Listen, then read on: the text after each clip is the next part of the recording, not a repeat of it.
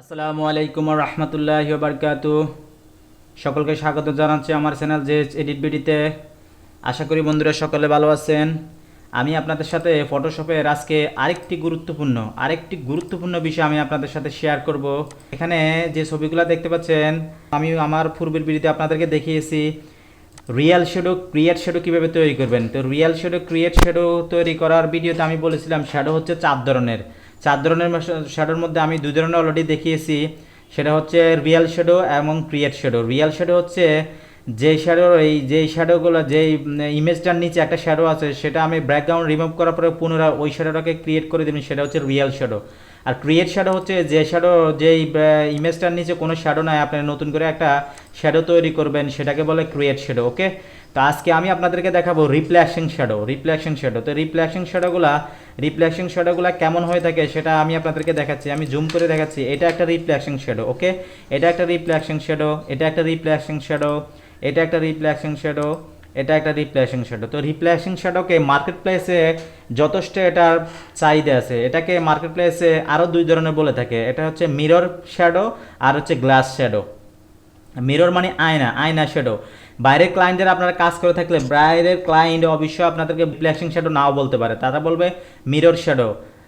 You will create mirror shadow for me, তুমি আমার জন্য একটি মানে আয়না শ্যাডো গ্লাস শ্যাডো তৈরি করে দাও। ওকে, এভাবে তারা বলতে পারে আপনাদেরকে ক্লায়েন্টের বাইরের রিকোয়েস্টের মাধ্যমে।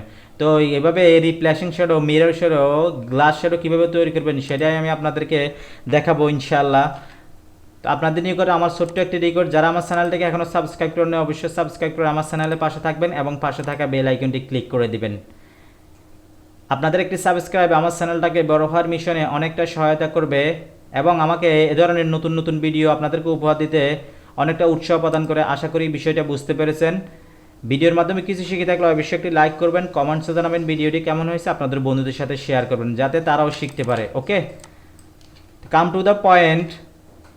আমি এখানে যে ইমেজটা নিয়েছি সেটার স্টেপ বাই স্টেপ পারফেক্টলি কীভাবে রিফ্লেকশন শ্যাডো তৈরি করবেন সেটা আমি আপনাদেরকে দেখাবো। তো আমার আমি পূর্বে এটার ব্যাকগ্রাউন্ড রিমুভ করে রেখেছি, ব্যাকগ্রাউন্ড কীভাবে রিমুভ করবে না ক্লিপিং পাথের মাধ্যমে সেটার নিয়ে আমার ভিডিও আছে আমার চ্যানেলে, অবশ্যই আপনারা দেখে নেবেন, আপনারা অনেক উপকার আসবে। আমি এটা জুম করলাম, জুম করার পরে আমার যে মেইন ইমেজ লেয়ারের নিচে আমি একটা ব্ল্যাঙ্ক নিব। জাস্ট কিবোর্ড থেকে কন্ট্রোল ধরে এখানে ক্লিক করলে একটা ব্ল্যাঙ্ক লেয়ার আমার মেইন ইমেজের নিচে চলে আসলো। এখন আমি এটাকে ফিল করে দেবো বলতে আমায় সাদা কালার দিয়ে আমি ফিল করে দেবো। জাস্ট কিবোর্ড থেকে কন্ট্রোল ডিলেট দিয়ে আমার এটা পূর্ণাঙ্গ একটা ব্যাকগ্রাউন্ড হয়ে গেল, সাদা কালার দিয়ে আমার এটা পরিপূর্ণ হয়ে গেল। ওকে, এখন আমি রিপ্লেসিং শ্যাডো যে ইমেজটাতে করবো সেটা আমি মূল ইমেজে ক্লিক করলাম, মূল লেয়ারে আমি ক্লিক করলাম। কিবোর্ড থেকে কন্ট্রোল জে দিলে আমি একটা কপি করবো, কিবোর্ড থেকে কন্ট্রোল জে দিলে আমার একটা কপি হয়ে গেছে। ওকে, কপি হয়ে যাওয়ার পরে আমার যে রিফ্লেকশন শ্যাডো করব সেটা আমার কপি ইমেজ লেয়ারটাকে আমি নিচে নিয়ে আসবো।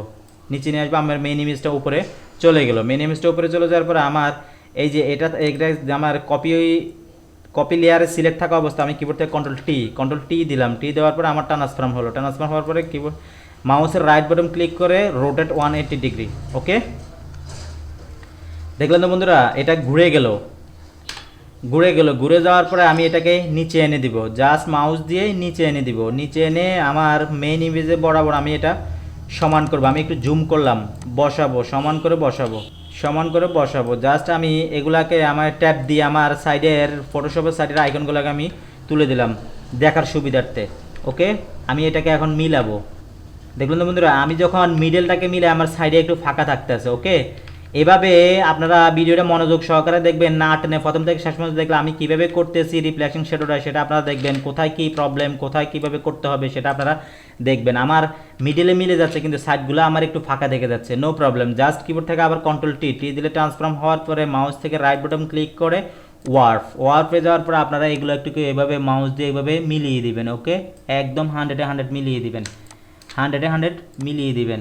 মিলে গেল, এভাবে আপনারা মিলিয়ে দিবেন। কিবোর্ড থেকে কন্ট্রোল এন্টার দিলাম, আমার এটা চলে যাওয়ার পরে আমি এখন এটাকে এই যে আমার যে রিপ্লেসিং শ্যাডো করব, জাস্ট এটা আমার সিলেক্ট থাকা অবস্থায় আমি এখান থেকে জাস্ট ইরেজার সিলেক্ট করব। জাস্ট এখান থেকে টুল মেনু থেকে আমি ইরেজার টুলটাকে সিলেক্ট করে আমি এভাবে ইরেজ করে দেব। আমার কপি করা লেয়ারটা, কপি করা ইমেজ লেয়ারটা সিলেক্ট থাকা অবস্থা আমি ইরেজ করে দিব ধীরে ধীরে, জাস্ট দুই দিক থেকে আমি ইরেজ করে দিব। ওকে, এভাবে আমি ইরেজ করে দিব। দেখলেন না বন্ধুরা, এটাকে বলে রিপ্লেসিং শ্যাডো। দেখেন আমার এটা আর হচ্ছে এটা হয়েছে, মিলছে অনেকটা, মিলছে অনেকটা, দেখেন সেম, এগুলা মিলছে মিলছে। ওকে, এটাকে বলে রিপ্লেসিং শ্যাডো। ওকে, জাস্ট এখন আপনারা এটাকে একটু অপোসিটি কমাই দিতে পারেন। দেখেন এভাবে অপোসিটি কমাই দিলে অনেকটা ইয়ে হচ্ছে, একদম এটাকে গ্লাস শ্যাডো বলে। ওকে, এভাবে আপনারা এভাবে জিনিসটা করতে পারবেন। আশা করি বিষয়টা বুঝতে পেরেছেন। এখানে অপোসিটি আর একটু কমিয়ে দিয়ে আপনারা উপরে একটু ফ্লোটা কমাই দিবেন, অপোসিটি একটু কমিয়ে দিবেন। জাস্ট ব্রাশটাকে ছোট করে হালকা একটু ব্রাশ করে দেন, জাস্ট হালকা একটু ব্রাশ করে দেন, হালকা। ওকে, দেখলেন তো বন্ধুরা, এখন এই হালকা একটু আপনারা, আমি এই হালকা একটু অপোসিটি কমিয়ে দিচ্ছি। দেখেন এটাকে বলে রিপ্লেসিং শ্যাডো। ওকে, তো এভাবে জাস্ট আমি চোখটা উঠিয়ে দিচ্ছি। দেখেন আমার এখানে কোনো শ্যাডো নাই, জাস্ট আমি এটা চোখটি দিয়ে দিচ্ছি, এটাই। এভাবেই আপনারা আমার দেখানো পদ্ধতি ফলো করে এভাবে রিপ্লেসিং শ্যাডোগুলো তৈরি করে আপনাদের কাঙ্ক্ষিত ক্লায়েন্টকে কাজটা সাবমিট করতে পারবেন, আপনাদের কাঙ্ক্ষিত কাজটি কমপ্লিট করতে পারবেন। আশা করি বিষয়টা বুঝতে পেরেছেন। তো ভিডিওর মাধ্যমে কিছু শিখে থাকলে অবশ্যই একটি লাইক করবেন, কমেন্টসে জানাবেন ভিডিওটি কেমন হয়েছে, আপনাদের বন্ধুদের সাথে শেয়ার করবেন। আর যারা এখনও আমার চ্যানেলটিকে সাবস্ক্রাইব করেননি অবশ্যই সাবস্ক্রাইব করে আমার চ্যানেলের পাশে থাকবেন। ইতিমধ্যে যারা সাবস্ক্রাইব করেছেন তাদেরকে অসংখ্য ধন্যবাদ। তো এই ছিল আপনাদের জন্য আরেকটি চমৎকার গুরুত্বপূর্ণ বিষয়। আমার পরবর্তী ভিডিও আসার পর ভালো থাকবেন, আপনাদের সুস্বাস্থ্য কামনা করে আমি এখানে শেষ করছি। কথা হবে নেক্সট ভিডিওতে। আল্লাহ হাফেজ।